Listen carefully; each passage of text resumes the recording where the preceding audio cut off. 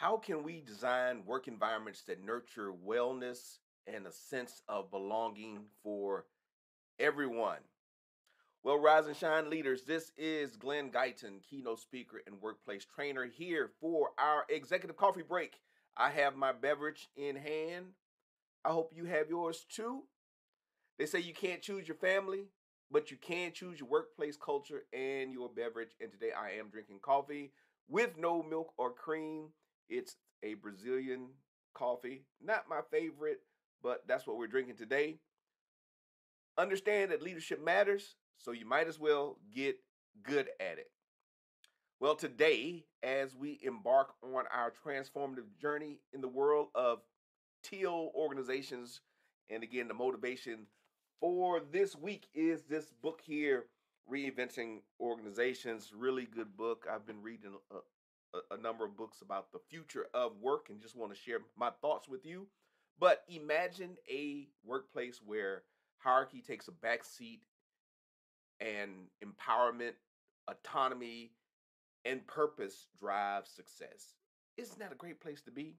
What does leadership look like in an environment like that? So let's dive into that this morning or today, this afternoon, whenever you are watching this. Well, so this book talks a little bit about teal organizations, and you don't have to worry about the colors of the organizations right now, but let's just think about the principles. But a teal organizations represents the next stage of evolution of workplace cultures. These organizations operate with three core principles. So here are the three core principles. Self-management, which challenges the traditional hierarchy. Wholeness, inviting individuals to bring their full selves, their whole selves to work. And an evolutionary purpose, allowing the organization to adapt and grow organically. This approach fosters innovation, resilience, and a deeply satisfying workplace. And that's where we want to go to, right? We want to have an organization that thrives and grows and that can move and adapt, just like we do as human beings, where people feel like they are actually contributing to what's going on. And it takes really, we talked about mind shift before. It really takes a shift in mindset, especially of how the leaders operate in those environments. And we don't like to do things differently. We don't like to change, especially once we get into positions of power. So it's hard to make these shifts if you are your everyday manager, your everyday day leader. But we want to be a leader that thinks beyond that, right? We want to do something different. We want to get the most out of our employees and our people. We want to hold on to people that are doing good work. And so we have to teach them how to do the work, right? We have to trust them to do the work, allow them to make mistakes. We have to get out of our boxes, right? We have to think outside of the box, right? We have to lead outside of the box. Maybe that should be the new one. We have to lead outside of the box instead of boxing people in and thinking we have to do every single thing. I often tell some of my team members, like, I just want to stay out of the way. My job is to help you do your job better, and to stay out of the way. I don't want to be the bottleneck. So, second part of this, leadership in a teal world, or leadership in these evolutionary type of environments. In a teal organization, leadership is not confined to a title or position. It's distributed collective responsibility.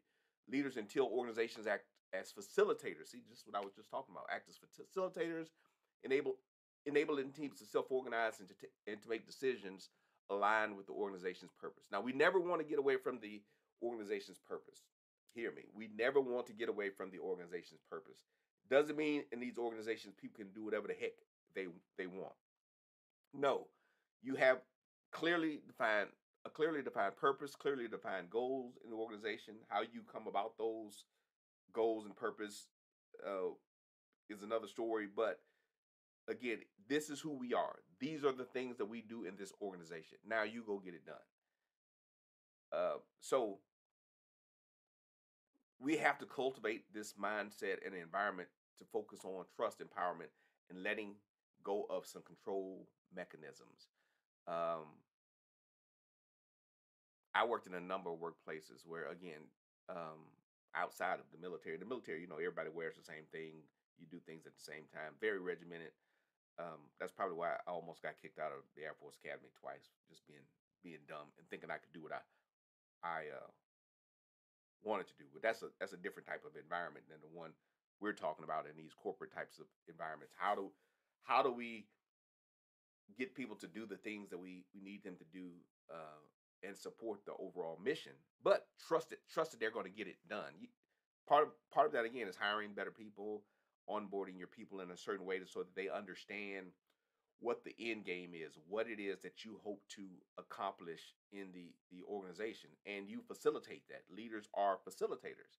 Everyone has a role, and I think sometimes in very hierarchical institutions, it's all about the boss, the leader. But you know what's one of the greatest one of the greatest things that you have in your house that no house can do without? What's one thing that no house can do without? Just think about that. No, every house you need, you would freak out if your house didn't have one of these. This thing right here, this trash can, this garbage can. This garbage can is probably one of the most important things in my house that I use every single day, multiple times a day. But people don't think it's important. Like, hey, when I'm designing my house, do I need to worry about my garbage cans? People don't think about that, but you really need a garbage can. And so I say that to say not that people aren't trash cans, but what I'm saying is that every role is important. Everything has its place. Every person in the organization has and brings value, from the lowest ranked employee to the CEO. I mean, even you want the janitor, the cleaning crew, to have a sense of purpose of the organization, so the organization can continue to work and function. And if you all know anything about organizations, sometimes janitors, the cleaning crew, they know more about what's going on than the CEO, because they're everywhere. They're talking to people. Uh, they make the work environment palatable for us. If we didn't have folks in those roles, it would be chaos. It'd be chaotic. It'd be junky. So everyone has a role, and so we need to trust people to do their job and not micromanage them. So transitioning, how do we transition to this teal organization? And many people may be uncomfortable with that. Moving an organization toward a teal model can seem daunting, but it's a journey filled with opportunity. It starts with small steps, fostering open dialogue, experimenting experimenting with self-managed teams. Now that's the key, experimenting with this change. You don't have to just go to full Monty. You don't have to try to shift from this to that. It's not going to work because people can't handle it. So you have to make small steps. First, you start with this open dialogue to get ideas, to get people's buy-in, to start building that trust. Uh, then you experiment with different types of teams, different leaders, different styles, and then you gradually shift from a focus on profit to purpose. Now, Glenn, what are you talking about? Profit to purpose? Well, if you're purpose driven, profit will come. If you're profit driven, you could lose your way. You start doing too much, or as some people say, you start doing the most. Right? You're just chasing money, chasing money, chasing money. This may be good if you're an entrepreneur. I don't know if you're listening to this if you're an entrepreneur, but some entrepreneurs that are just solely focused on money, just, well, this is a good idea, let me do this. This is a good idea, let me do this. And they never have a clear identity of who they are, what they stand for. And they never really can grow and build their business effectively because they're too busy chasing, you know, $10 here, $50 here, $100 here. But those entrepreneurs that say, hey, this is who I am, this is what I stand for, then they're successful because people know, hey, if I want X, I'm going to go to Johnny. If I want B, I'm going to go to Shelly, because these people can deliver. They're experts in this area. So we want to make sure that people understand our purpose. This is what our organization does. This is what we believe. This is what we stand for.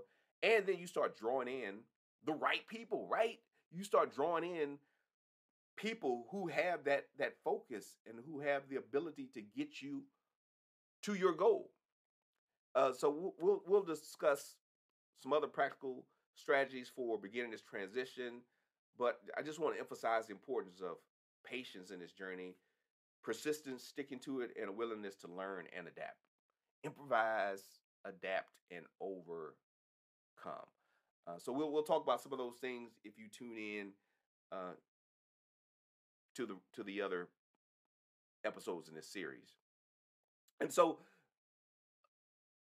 yeah, that transition piece is important. And one of the key words is experimentation. And I think this is how you get it done in your organization. Maybe when you're talking to your board, you're talking to more senior leaders, just say, hey, let's just try this. And knowing that it's okay for you to fail. Take some take some small risks. Try it in a controlled environment. Try it with a portion of your team. You may not be able to shift the entire organization right away. It's going to take some time for you to get there, to shift from this traditional hierarchy to a more organic model of operating. And you would say, Glenn, does it work? I think it does. And I think you have to be mindful of context. Like any of these tools that you use, I always tell people be mindful of your context. There may be some different contextual applications to this that may not fully work in your environment or with your processes. But I think you can start loosening the reins a lot more than we have traditionally. There can be different ways of doing things and leading. And leadership does matter. Communicating what you hope to do, communicating what success looks like. These are all basic principles that you can apply when transitioning to any type of new leadership style. When you are trying to shift your workplace culture, or like I say, when you're trying to transform the workplace, leadership matters in all of this. How you communicate these things and share them with your people. And if they know, hey, we can make a mistake, right? We can make a mistake.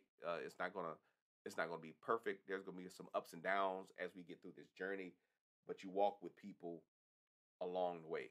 So if you haven't already, I would encourage you to pick up this book. It's a lot of other good resources out there, but this is what we're talking about this week. And so start to reimagine how you lead your teams. That's the first step. That's one of the first steps that you can do. So let's not forget the strength and perseverance it takes to lead with empathy and inclusivity. Better leaders get better results. So, to every one of you leading the charge for a more supportive and engaging workplace, I leave you with this: stay bold, stay inspired, and remember that your actions today shape the culture of tomorrow. Thank you for joining me for this executive coffee break. Until next time, keep reimagining leadership in the 21st century. I'm Glen Guyton. You all have a wonderful day.